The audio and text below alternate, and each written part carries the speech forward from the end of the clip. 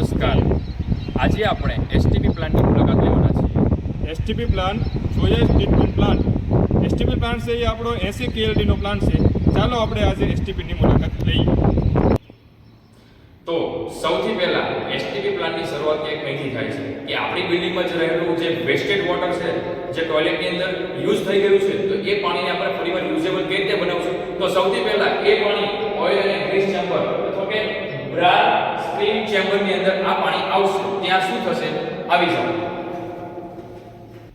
તો આ જે ચેમ્બરની અંદર ખરાબ પાણી આવશે, એ પાણીની અંદર ગ્રીસ અને ઓઇલ હશે. એનાથી શું થશે? તો એ ખરાબ પાણી જે છે એ નીચે બેસી જશે. એનાથી થોડું સારું પાણી છે એ આગળ ઇક્વિલાઇઝેશન ટેન્કની અંદર જશે. ત્યાં પણ આ પાણી એકદમ ખરાબ જ હશે, પણ હજી એને ચોખ્ખું કરવાની જરૂર રહેશે. એટલા માટે એ પાણી આગળ એમબીબીઆર ટેન્કની અંદર જશે. સ્ટોબિલાઇઝેશન ટેન્કનું પાણી છે એ એમબીબીઆર ટેન્કની અંદર આવ્યું. એ કેવી રીતે આવ્યું? તો કે બે પંપ રાખેલા છે, સ્ટેન્ડ બાય રાખેલા છે. એમાંથી એક પંપ દ્વારા પાણી છે એમબીબીઆર ટેન્કની અંદર ગયું. આ એમબીબીઆર ટેન્ક છે એનો આકાર કોન શેપનો હોય છે.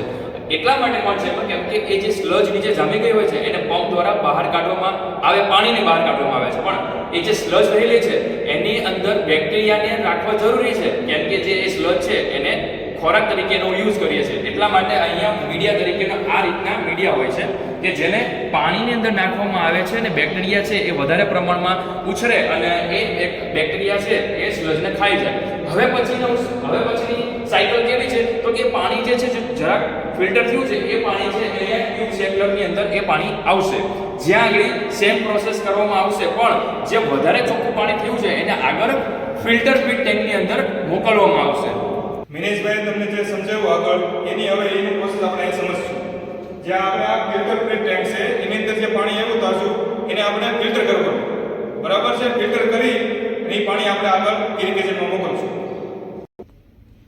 આપણે જે આગળની માહિતી છે કે સ્લજ એટલે મેં જે કોન આગળ શેપમાં, બરાબર છે? એમની ટેન્કમાંથી એ સ્લજને આપણે બે પંપ દ્વારા સ્લજ હોલ્ડિંગ ટેન્કમાં સ્લજ લેવાનું. એ આપણે સ્લજ લઈને એને ફિલ્ટર કરવાનું. એની માટે આ સ્લજ હોલ્ડિંગ ટેન્ક આપણે રાખેલી છે. આ આપણે ઇરિગેશન ટેન્ક છે, એ આપણે 90,000 લીટરની છે. એવી ને એવી બીજી એક ક્રશિંગ ટેન્ક છે, એ બી 90,000 લીટરની છે. જે પાણી આપણે ફિલ્ટર થાય એ બધું પાણી આપણે આમાં આવે, બરાબર છે? એ પાણી આવ્યું એની માટે આપણે એક સિસ્ટમ એવી રાખી છે, ઓઝોનેટર. આ ઓઝોનેટરનું કામ એવું છે કે જે આપણે O2 છે ઓક્સિજનને લેશે અને ઓઝોનમાં કન્વર્ટ કરશે. એ પાણી આપણી અંદર જે ફિલ્ટરથી પાણી આવતું એની અંદર પાણીમાં ભેળાશ હોય, થોડીક વાસ આવતી હોય, સ્મેલ આવતી હોય, ખરાબ પાણી હોય, એને આપણે પાણીને ઓઝોન અંદર જાય એટલે પાણીને છે એની ભેળાશ કાપી નાખે અને સ્મેલ આવતી દૂર કરે. એની માટે આપણે ઓઝોનેટર રાખવું જરૂરી છે. ટોટલી એસટીપી પ્લાન્ટની આ પેનલ્સ છે જ્યાંથી આપણે બધા જ પંપ છે ઓપરેટ કરીએ છીએ. અહીંયા આપણે એક એક્ઝોસ્ટ બી આપેલા છે જેના આ સ્ટાર્ટર છે એને ચાલુ કરશું. ચાલુ એટલા માટે કરવાનું કેમ કે એસટીપી પ્લાન્ટની અંદર રહેલી જે ટોટલ સ્મેલ છે ને એ સ્મેલને બહાર ફેંકવાનું કામ કરે છે.